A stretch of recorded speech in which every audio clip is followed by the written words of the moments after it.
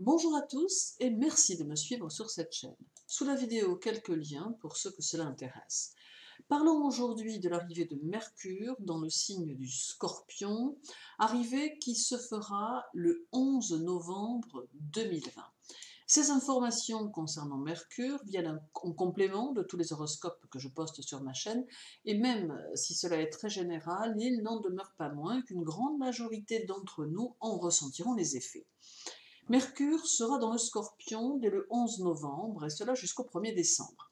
Il va mettre en évidence tout ce qui a trait aux communications, mais aussi aux écrits, aux échanges et aux rapports entre les personnes.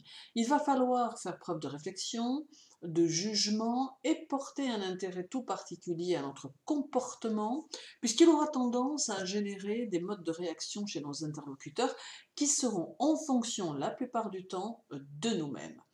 Aussi, et afin d'éviter d'avoir quelques désagréables surprises, il sera souhaitable de tenter d'avoir des approches plutôt pacifiques des gens et des situations. Alors pourquoi pacifique? Simplement parce que Mercure ainsi placé active l'esprit, mais aussi la liberté intellectuelle et une fâcheuse tendance à la causticité et à la brusquerie dans le langage, ce qui peut parfois ne pas forcément être une bonne chose. Il est important de dire les choses, de dire ce que l'on pense, mais il faut aussi trouver des moyens de les dire, et c'est ici que Mercure peut faire osciller chacun d'entre vous en fonction de son tempérament et de son caractère. Il nous invite donc à être dans la mesure, et cela jusqu'au 1er décembre. Mercure sera le même jour, donc le 11 novembre, au carré de Saturne en Capricorne. Ces influx peuvent mettre en évidence, outre les communications, les affaires en général et entraîner quelques retards ou quelques empêchements plutôt indépendants de la volonté de chacun qui contrarieront ce qui doit être.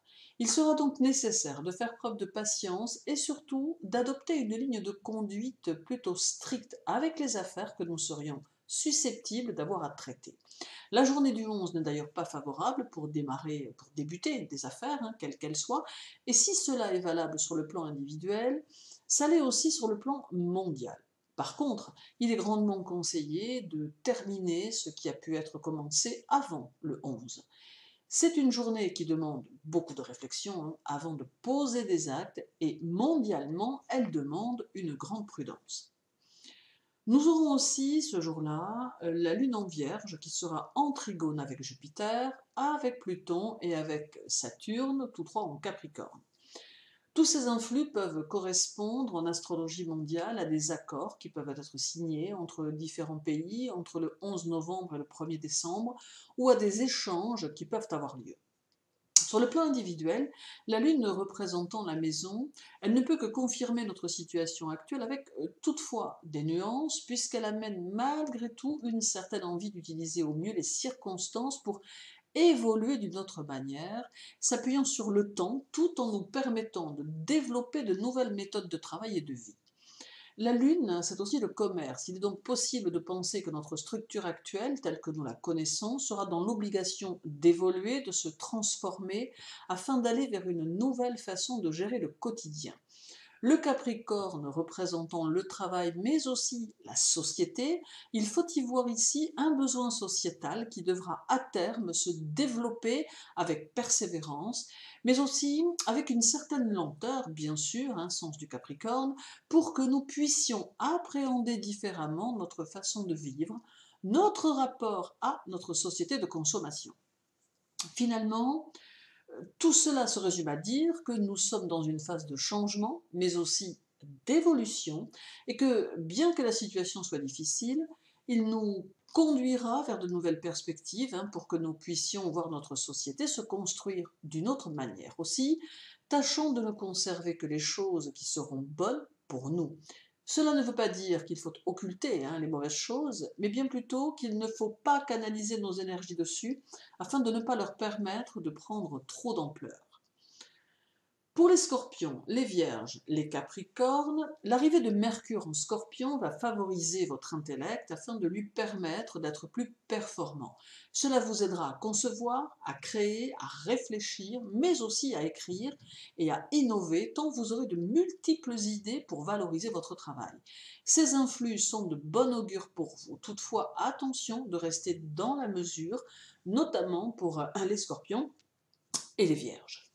Pour les cancers, les poissons, c'est une période riche en innovation et vous serez très intuitif, très tourné vers les autres et vers les besoins des autres qui peuvent être même au sein de votre entourage pour qui vous éprouverez le besoin d'être aux petits soins.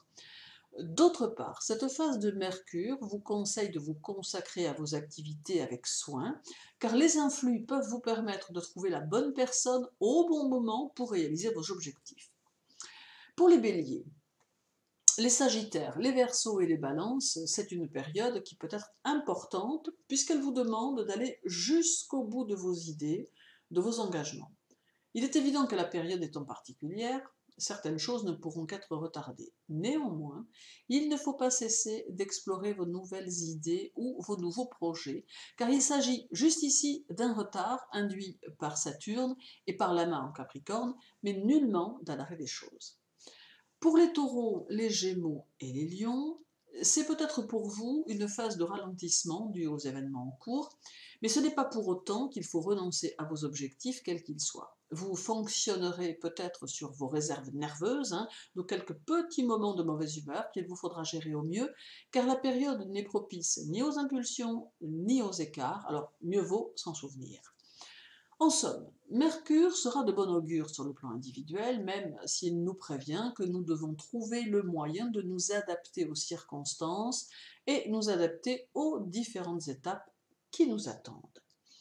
Merci à vous de m'avoir écouté, je vous retrouve bientôt pour une nouvelle vidéo, mais en attendant, je vous souhaite une bonne journée et surtout, en ces temps difficiles, faites attention à vous et prenez soin de vous. À très bientôt.